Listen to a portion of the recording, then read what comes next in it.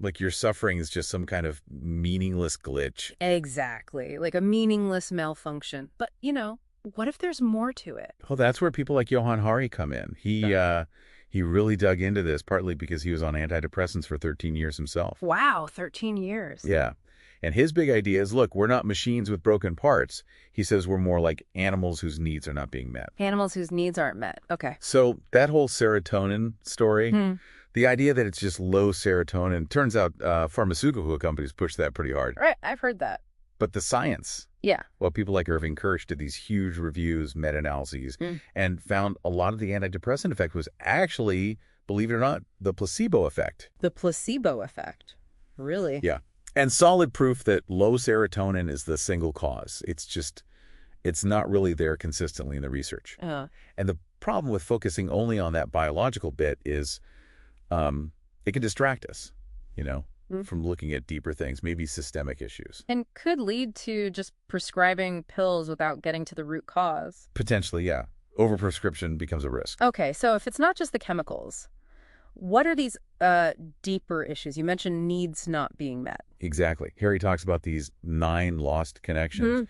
Basically, 9 fundamental human needs that, when unmet, contribute massively to depression and anxiety. 9. Okay, we probably can't cover all 9 right now, but maybe some key examples. Sure. Let's take disconnection from meaningful work.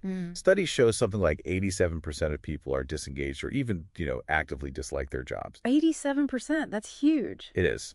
And that lack of control, lack of meaning at work, it's directly linked to higher rates of depression. Makes sense. What else?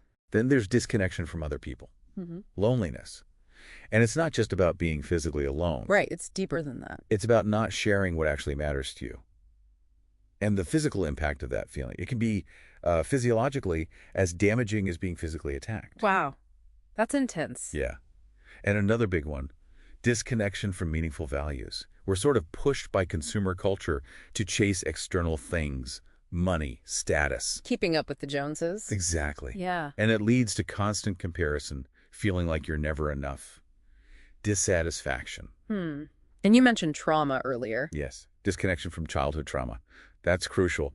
Early trauma can leave a physical, residue in the body. A residue. Yeah. And sometimes the self-blame people feel after trauma, it can become this really twisted thing, a perverse form of agency, like it's the only way to feel some control. That's a really powerful way to put it. Understanding these connections, these, complex, multifaceted roots, it's just essential if we want real lasting healing. We have to move past the simplistic stuff. Okay, so let's bring this back to you, the listener. What's the big takeaway here? It sounds like depression isn't just a defect, right? Not at all. Think of it more as a signal, a profound and logical signal from your body, from your mind, saying, hey, something's deeply wrong here. Something in my life or the way I'm living. Exactly. That pain. It's a message. It's asking to be heard. So how do we... Listen, what's the alternative prescription? Well, it's about reconnection. First, connecting back with the body. Bessel van der Kolk's work. The Body Keeps the Score. Yeah, fantastic book.